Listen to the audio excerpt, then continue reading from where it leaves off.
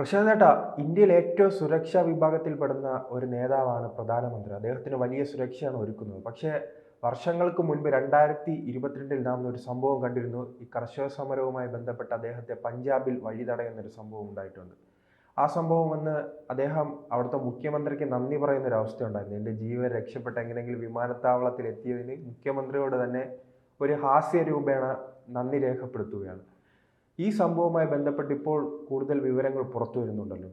ഈ സംഭവമായിട്ട് ബന്ധപ്പെട്ടെന്ന് പറഞ്ഞാൽ ആ സംഭവത്തിൻ്റെ പേരിൽ അന്ന് ഈ കേസെടുത്ത ആൾക്കാരെ അറസ്റ്റ് ചെയ്യുന്നതിന് വേണ്ടി 25 പേർക്കെതിരെ കേസെടുത്തു. ആ കേസെടുത്ത ആൾക്കാരെ അറസ്റ്റ് ചെയ്യുന്നതിന് വേണ്ടി, അതായത് ജാമ്യമില്ലാ വകുപ്പെടുത്ത് അറസ്റ്റ് ചെയ്ത് അകത്തിടുന്നതിന് വേണ്ടിയുള്ള തീരുമാനം, അല്ലെങ്കിൽ അത്തരത്തിൽ തീരുമാനമായിട്ടുണ്ട്. SIT അല്ലെങ്കിൽ സംഘമാണ്, 3 അംഗ സംഘമാണ് അത് അന്വേഷിച്ചത്.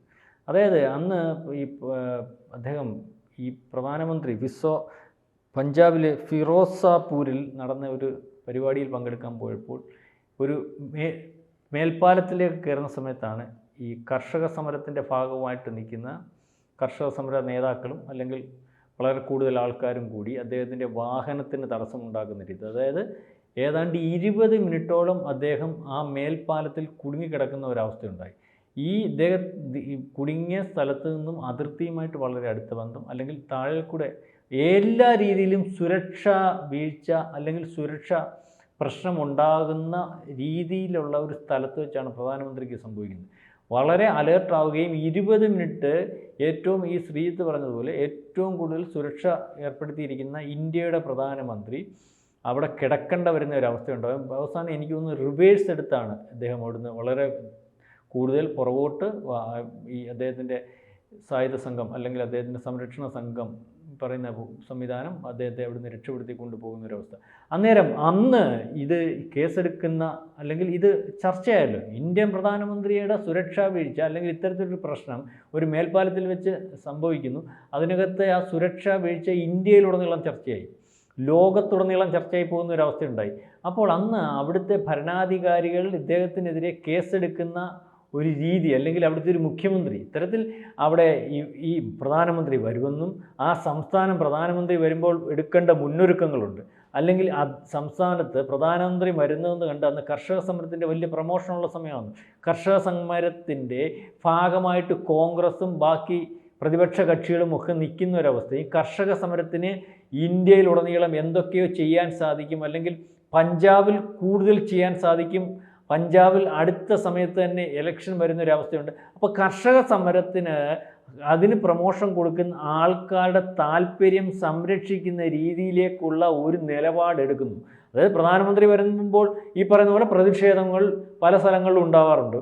ആ പ്രതിഷേധത്തെയൊക്കെ അടിച്ചമർത്തി പോകുന്ന, അല്ലെങ്കിൽ അത് അദ്ദേഹത്തിൻ്റെ സുരക്ഷയെ ബാധിക്കാത്ത രീതിയിൽ നിയന്ത്രിക്കുന്ന ഒരവസ്ഥയാണ് എല്ലാ സംസ്ഥാനങ്ങളിലും ഇന്ത്യയിലുടനീളവും നമ്മൾ കണ്ടിട്ടുള്ളത്. ലോകത്ത് എവിടെ ചെന്നാലും അതേ രീതിയിലാണ്. പക്ഷെ പഞ്ചാബിലതല്ല.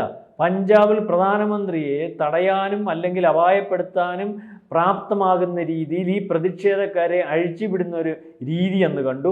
അതിനുശേഷം നമ്മൾ പരിശോധിക്കുമ്പോൾ ഇത്തരത്തിൽ പ്രതിഷേധക്കാരെ സംരക്ഷിച്ചു പോകുന്ന രീതിയിലേക്ക് ഒരു പോലീസ് സംവിധാനം, അതായത് പ്രതിഷേധക്കാരെ കൂട്ടമായിട്ട് നമ്മൾ കണ്ടാലറിയാവുന്നവരുടെ പേരിൽ കേസെടുക്കുക എന്ന് പറഞ്ഞൊരു സംവിധാനമാണ്. കണ്ടാലറിയാവുന്ന പേരിൽ കേസെടുക്കുന്ന ഒരു രീതിയിലേക്ക് പോയി. ഈ വിഷയം വളരെ ഗൗരവത്തിൽ ഇന്ത്യയിലുടനീളം ചർച്ച ചെയ്യാൻ തുടങ്ങി, ലോകമാധ്യമങ്ങൾ ചർച്ച ചെയ്യാൻ തുടങ്ങി. സുപ്രീം കോടതി പറഞ്ഞു ആരും അന്വേഷിക്കേണ്ട, ഞങ്ങളുടെ മേൽനോട്ടത്തിൽ അന്വേഷിച്ചു കൊള്ളാമെന്ന് പറഞ്ഞുകൊണ്ടെന്ന് സുപ്രീം കോടതി ഈ കേസ് ഹോൾഡ് ചെയ്യുന്നൊരവസ്ഥ വന്നു. അതിനുശേഷം ഇതിൻ്റെ വിവരങ്ങളൊന്നും നമുക്ക് കിട്ടിയിരുന്നില്ല. അപ്പം നമ്മൾ ആശങ്ക പലവട്ടം അല്ലെങ്കിൽ ആൾക്കാരുടെ ഇടയിൽ ഉണ്ടായി. കാരണം സുപ്രീം കോടതി ഏറ്റെടുത്ത ഒരു കേസ് എത്തരത്തിലായി, അല്ലെങ്കിൽ ഇത്തരത്തിൽ വലിയൊരു, അല്ലെങ്കിൽ ഇന്ത്യയുടെ പ്രധാനമന്ത്രി പോലെ പ്രധാനപ്പെട്ട ഒരാളുടെ സുരക്ഷാ വീഴ്ച സുപ്രീം കോടതി ഏറ്റെടുത്തെന്ന് പറഞ്ഞിട്ട് അതിൻ്റെ അന്വേഷണ പുരോഗതിയൊന്നും കാണുന്നില്ലല്ലോ എന്നൊക്കെ പറഞ്ഞു വരുമ്പോഴാണ് ഇപ്പോൾ ഇത്തരത്തിൽ അന്വേഷണ പുരോഗതിയും അല്ലെങ്കിൽ 3 അംഗ സംഘം ഈ റിപ്പോർട്ട് കൊടുക്കുന്നത്. 25 പേർക്കെതിരെയാണ് കേസ് എടുത്തിരിക്കുന്നത്. അതായത് 3 അംഗ SIT രൂപീകരിച്ചായിരുന്നു അതിൻ്റെ അന്വേഷണം നടത്തിയത്. IPC 307 വകുപ്പ് കൊലപാതക ശ്രമം ചേർത്തിട്ടുണ്ട്. അതുപോലെ തന്നെ ഇതിനകത്ത് ഭാരതീയ കിസാൻ യൂണിയൻ നേതാക്കന്മാരുടെ അല്ലെങ്കിൽ അവരുടെയൊക്കെ പേരിലാണ് ഇത്തരത്തിൽ കേസുകൾ എടുത്തതിൻ്റെ വകുപ്പെന്ന് പറഞ്ഞാൽ IPC 307 കൊലപാതക ശ്രമം, അതുപോലെ തന്നെ 359 പൊതുപ്രവർത്തകനെ ആക്രമിക്കൽ, 341 തെറ്റായ നിയന്ത്രണം, 349 നിയമവിരുദ്ധമായ സംഘം ചേരൽ, 186 ചുമതല തടസ്സപ്പെടുത്തൽ. കൂടാതെ ദേശീയപാത നിയമം കൂടി ചുമത്തിയിട്ടുണ്ട്. ദേശീയപാതയിൽ നമ്മൾ അനധികൃതമായിട്ട് നമ്മൾ അല്ലെങ്കിൽ കടന്നുകയറ്റം ഒക്കെ അതിനകത്തും കേസെടുക്കുക. അപ്പോൾ ഈ കേസുകളൊക്കെ എടുത്താണ് അല്ലെ വകുപ്പുകൾ ചേർത്താണ് ഈ പറയുന്ന 25 പേർക്കെതിരെ കേസെടുത്തിട്ടുണ്ട്.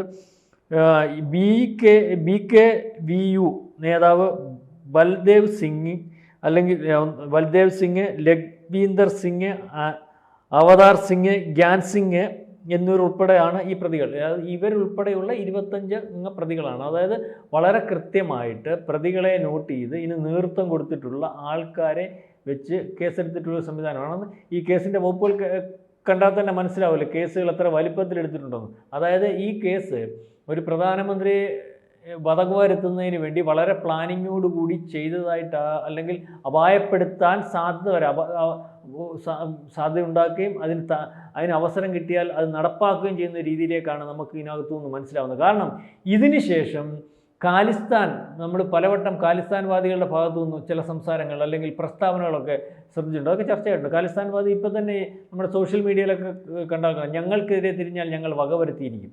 അതായത് ഖാലിസ്ഥാൻവാദികൾ അജ്ഞാതരായിട്ട് പലയിടത്തും കൊല്ലപ്പെടുന്ന ഒരവസ്ഥ വന്നല്ലോ, അല്ലെങ്കിൽ ഖാലിസ്ഥാൻവാദത്തെ വളരെ കൃത്യമായിട്ട് നിയന്ത്രിക്കുന്ന ഒരവസ്ഥയിലേക്കും മോദിയുടെ ഭരണകൂടം പോകുന്നൊരവസ്ഥ വന്നപ്പോൾ പല സ്ഥലത്തു നിന്നും ഇന്ദിരാഗാന്ധിയുടെ വധവും ആ ഇന്ദിരാഗാന്ധിയുടെ വധത്തിന് ശേഷം ഈ ബ്ലൂ സ്റ്റാർ ഓപ്പറേഷൻ്റെ ഭാഗമായിട്ട് അന്ന് ആഭ്യന്തര വകുപ്പിൻ്റെ ഭാഗമായിട്ട് പല ഉദ്യോഗസ്ഥന്മാരെയും കൊല്ലുന്ന ഒരു രീതിയൊക്കെ അന്നുണ്ടായിട്ടുണ്ട്. പ്രധാനപ്പെട്ട അതെല്ലാം എണ്ണിപ്പറഞ്ഞുകൊണ്ട് ഇപ്പോൾ ഈ ഞങ്ങൾക്കെതിരെ നിൽക്കുന്ന ആൾക്കാരുടെ അവസ്ഥയും നാളെ കാലത്ത് ഇതാകും എന്ന് പറയാൻ പോലും തയ്യാറാകുന്ന രീതിയിലേക്കുള്ള ഒരു നേതാക്കന്മാരുടെ സംസാരവും പ്രസംഗവും ഒക്കെ വളരെ ശ്രദ്ധയാകർഷിച്ച് വരുന്നൊരവസ്ഥയുണ്ടായിരുന്നു. അതായത് ഈ പറയുന്ന തങ്ങളുടെ അധികാരത്തിന് വേണ്ടി AAPയും അതോടൊപ്പം തന്നെ കോൺഗ്രസും ആ സംസ്ഥാനത്ത് പല വിട്ടുവീഴ്ചകളും ചെയ്യുന്നുണ്ടല്ലോ, അതല്ലേ ഈ ഖാലിസ്ഥാൻ ഭീകരവാദികൾക്ക് കൂടുതൽ ശക്തിപ്പെടാൻ. അധികാരത്തിന് വേണ്ടി മാത്രമൊന്നല്ല ശ്രീത്ത്, ഇതിനകത്ത് പല ഘട്ടങ്ങളിലും ഈ ഇന്ത്യ മഹാരാജ്യത്ത് ഈ പറയുന്ന പ്രശ്നങ്ങൾ ഉണ്ടാക്കാൻ നിൽക്കുന്ന ആൾക്കാർക്ക് സപ്പോർട്ട് കൊടുക്കുന്നു. ഇപ്പോൾ തന്നെ ഖാലിസ്ഥാൻ ഭാഗത്തിന് ഏറ്റവും കൂടുതൽ സപ്പോർട്ട് കൊടുത്തിരിക്കുന്ന അമേരിക്കയും കാനഡയുമാണ്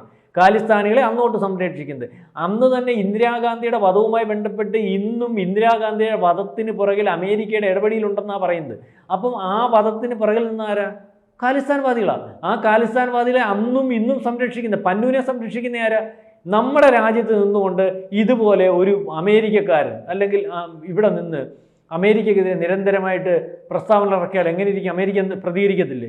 ഈ പന്നൻ എന്ന് പറയുന്ന ആൾ ഇന്ത്യയുടെ പ്രധാനമന്ത്രിയെ കൊല്ലും, അല്ലെങ്കിൽ ഇന്ത്യയുടെ ജനാധിപത്യ സംവിധാനം തകർക്കും, ഇന്ത്യയിൽ ബോംബ് വയ്ക്കും, ഇന്ത്യയിൽ ഈ വിമാനങ്ങൾക്ക് ബോംബ് വയ്ക്കും എന്ന് പറയുമ്പോൾ അയാൾക്കെതിരെ ഒരു നടപടിയെടുക്കാൻ അമേരിക്ക തയ്യാറാവുന്നില്ല. കാരണം അയാൾ അമേരിക്കൻ പൗരത്വത്തിൻ്റെ കൂടെ കാനഡ പൗരത്വം, ഈ 2 പൗരത്വം വെച്ചിട്ട് ഈ 2 ഭരണാധികാരികളുമായിട്ട് നേരിട്ട് സംസാരിക്കാൻ പറ്റുന്ന ഒരു അല്ലെങ്കിൽ നമ്മൾ ഈ പറയുന്ന ഭീകരവാദികളുടെ ലിസ്റ്റിനകത്ത് ഉൾപ്പെടുത്തിയിട്ടുള്ള ഇന്ത്യയിൽ പല ഘട്ടങ്ങളിലും പല കുഴപ്പങ്ങൾക്കും ആഹ്വാനം ചെയ്തിട്ടുള്ള, അല്ലെങ്കിൽ ഇന്ത്യയിലെ പ്രധാനമന്ത്രി ഉൾപ്പെടെയുള്ള കൊല്ലുമെന്ന് പല ഘട്ടങ്ങളിലും വീഡിയോ സന്ദേശത്തിലൂടെ പറഞ്ഞിട്ടുള്ള ആളിനെ സംരക്ഷിക്കുന്നു. അപ്പോൾ ഇപ്പോഴും ഈ പറഞ്ഞതുപോലെ കർഷക സമരത്തിൻ്റെ പുറകിൽ ഖാലിസ്ഥാൻ വാദമായിരുന്നു. ഈ ഖാലിസ്ഥാൻ വാദത്തിന് വേണ്ട പ്രൊമോഷൻ കൊടുത്തത് മൊത്തം വിദേശ ശക്തികളാണ്. അത് അറിഞ്ഞുകൊണ്ട് തന്നെ പ്രതിപക്ഷ നേതാവും പ്രതിപക്ഷ പാർട്ടികളും അതിന് കൂടെ നിന്നു. ആം ആദ്മി എന്ന് പറയുന്ന പാർട്ടി കർഷക സമരത്തിന് വേണ്ട രീതിയിലുള്ള പുറകിൽ ഖാലിസ്ഥാൻ വാദം ഉണ്ടെന്ന് കണ്ട് അതിന് വേണ്ട ഒരുക്കങ്ങളെല്ലാം ഡൽഹിയിൽ ചെയ്തു കൊടുക്കുമ്പോൾ അദ്ദേഹത്തിന് പാരിതോഷികമായിട്ട് കിട്ടിയ പന്നൂൻ പറയുന്ന 350 കോടി രൂപ, നമുക്കറിയാവുന്ന 350 കോടി, അതിൻ്റെ പുറകിൽ എത്ര കോടി രൂപ അയാൾ കൈപ്പറ്റിയിട്ടുണ്ടെന്നുള്ളതും അയാളുടെ ഭാഗമായിട്ട് നിൽക്കുന്ന എത്ര MP-മാർ കാനഡയിൽ പോയിട്ടുണ്ടെന്നുള്ളതും ഒക്കെ നമ്മൾക്ക് പരിശോധിച്ചാൽ മനസ്സിലാവുന്നതാണ്. അപ്പോൾ ഇതിന് ആ ഖാലിസ്ഥാനികൾ പ്രൊമോട്ട് ചെയ്ത അല്ലെങ്കിൽ കൊടുത്ത പ്രൊമോഷന് വേണ്ടി പാരിതോഷികമായിട്ട് കൊടുത്ത പൈസ ഉപയോഗിച്ചാണ് മാൻ എന്ന് പറയുന്ന പഞ്ചാബിലെ ആം ആദ്മി പാർട്ടിയുടെ മുഖ്യമന്ത്രി വരെ ഉണ്ടാകുന്നത്. അതിനുശേഷം അവിടെ ഖാലിസ്ഥാൻ വാദത്തിൻ്റെ പ്രൊമോഷൻ വളരെ കൂടുതലായിട്ട് നടക്കുന്നു. ഇതൊക്കെ ഇന്ത്യ എന്ന് പറയുന്ന രാജ്യമായതുകൊണ്ടും അതിൻ്റെ പുറകിൽ വളരെ കൃത്യമായിട്ടുള്ള അന്വേഷണവും രഹസ്യാന്വേഷണ സംവിധാനവും നമ്മുടെ പ്രതിരോധ സംവിധാനവും ഒക്കെ ഉള്ളതുകൊണ്ടാണ് ഇവിടെ പ്രൊമോഷൻ നടക്കാത്തത്.